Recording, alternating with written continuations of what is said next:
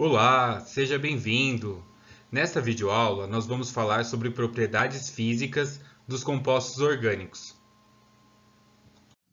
As moléculas orgânicas, em sua maioria, vão apresentar ligações covalentes polarizadas.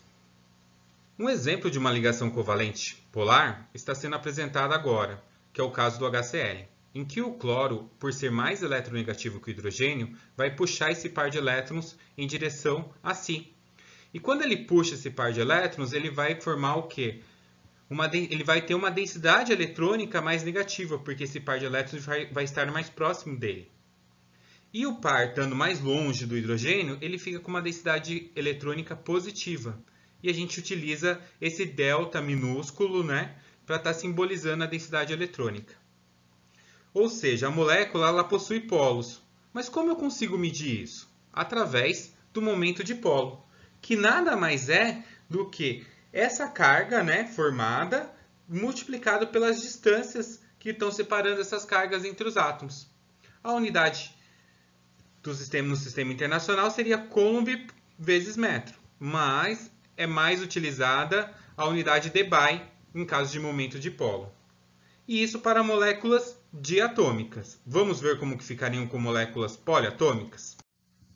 Em moléculas poliatômicas, essa polaridade vai ser o quê? Um somatório vetorial de todas as contribuições daquelas ligações covalentes polares, mais o que? A influência dos pares isolados, daquele par de elétrons não compartilhados pelo átomo. Nesse primeiro momento, a gente observa que as duas primeiras moléculas, tanto o metano, que aparece aí do nosso canto esquerdo, quanto o tetracloreto de carbono, eles apresentam o quê? Momento de polo igual a zero.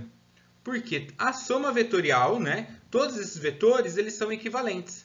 E no tetraedro, a gente vai estar o quê? Esses quatro grupos equidistantes. Então, na hora que eu somo esses vetores, eu acabo caindo na origem e esse momento de polo é igual a zero.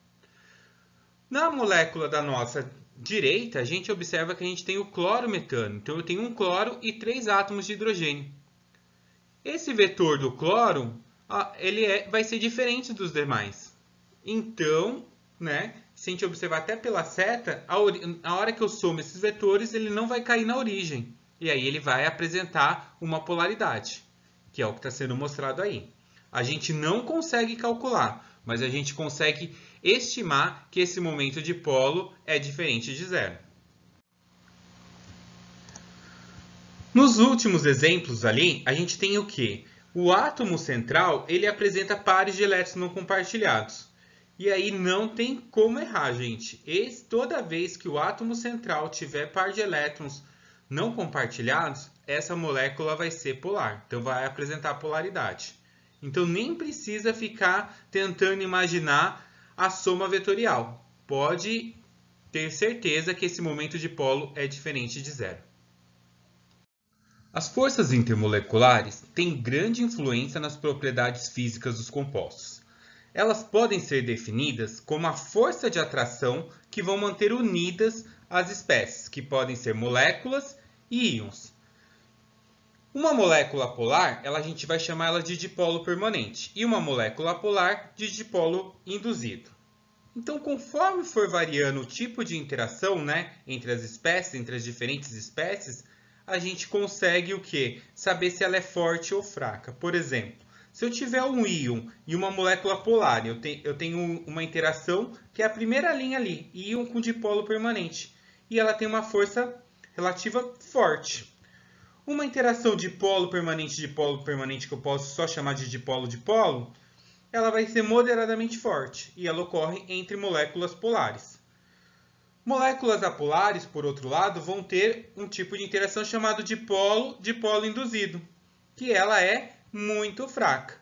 Agora, se eu tiver uma molécula que é dipolo permanente e uma molécula apolar, eu falo que é um dipolo permanente e dipolo induzido, que também é considerado uma interação fraca. E aí, na última linha, a gente tem as ligações de hidrogênio. E essas ligações de hidrogênio são ainda mais fortes do que uma dipolo permanente. Então, a gente vai ver elas em detalhes daqui a pouco. Neste tipo de interação íon dipolo permanente, nós vamos ter o quê? Uma espécie que é um íon e uma molécula polar. Neste caso, a gente observa aqui no canto esquerdo que eu estou utilizando a água. E a água ela tem o quê? Um polo positivo e um polo negativo. Quando eu dissolvo um íon em água, esse íon vai ficar rodeado por moléculas de água. A gente fala que esse íon está sendo solvatado pela água. Se ele for positivo, ele atrai o polo negativo da molécula de água, que nesse caso é o oxigênio. E se no lado direito a gente vê que tem o cloro, né, na forma de cloreto, e ele está atraindo o polo positivo da água, que fica nos hidrogênios. A interação de polo, ela ocorre entre moléculas que são polares. Então, um dipolo permanente vai atrair um outro dipolo permanente. Essa atração, ela permite duas orientações possíveis, que podem ser o quê? O polo negativo de uma molécula vai atrair o polo positivo de outro. Eles podem estar paralelos ou um acima do outro. Quanto mais bem definido é esse polo, mais forte é a atração entre esses dipolos. Então, mais forte ficará essa interação. No exemplo aí no centro, nós temos o 1,2 de cloretano. Ele está na forma cis, do lado esquerdo de vocês. Então, como os dois cloros estão acima, ele vai apresentar um momento de polo diferente de zero. Quando ele está na forma trans, ele está um cloro na parte de cima e um cloro na parte de baixo, e a soma vetorial leva um momento de polo igual a zero. Observando esses dois compostos, a gente espera o quê? Pela forma cis ter uma polaridade diferente de zero, ou seja, maior que a forma trans, o ponto, né, de ebulição vai ser maior na forma cis. E é exatamente isso que a gente observa na prática. Moléculas apolares vão ter o tipo de interação dipolo induzido, ou também chamados de dipolo instantâneo e dipolo induzido, conhecidos também pelo nome de forças de London ou forças de dispersão. Para que isso ocorra, vai ser necessário que tenha uma distorção na nuvem eletrônica dessa molécula polar. E essa distorção ela pode ser provocada por uma molécula que esteja próxima ou através de um choque.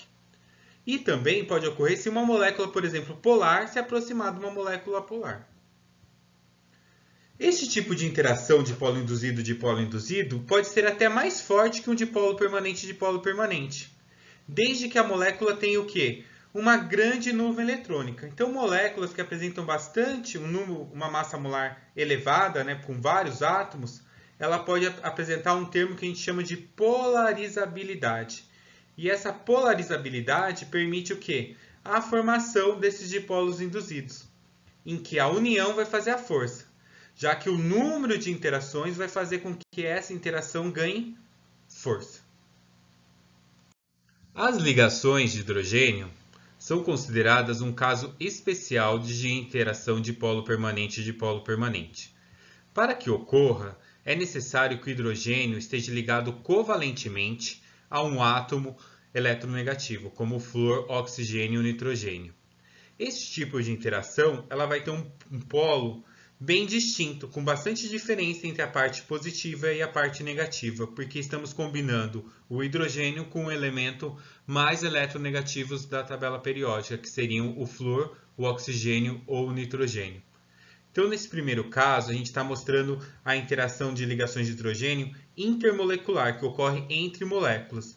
Então, a gente utiliza sempre para mostrar uma interação intermolecular essa linha pontilhada. Então, entre moléculas de água, vocês estão vendo que tem essa linha pontilhada.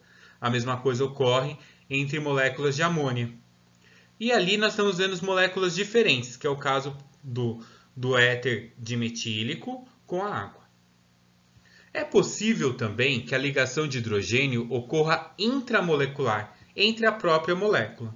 Então, por exemplo, um H vai se combinar, por exemplo, com um COO ali dentro de uma molécula.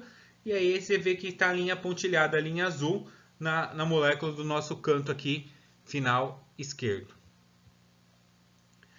No último, no canto direito, a gente vai observar que não conseguiu ter a formação da ligação de hidrogênio intramolecular, mas isso ocorreu porque o átomo, né, de hidrogênio do OH ali tá muito longe do C+O, então não conseguiu ter uma interação por causa da distância. Se após essa videoaula você ainda ficou com alguma dúvida, não deixe de participar do atendimento ou de deixar sua dúvida no fórum lá no Moodle. Um abraço e até a próxima videoaula.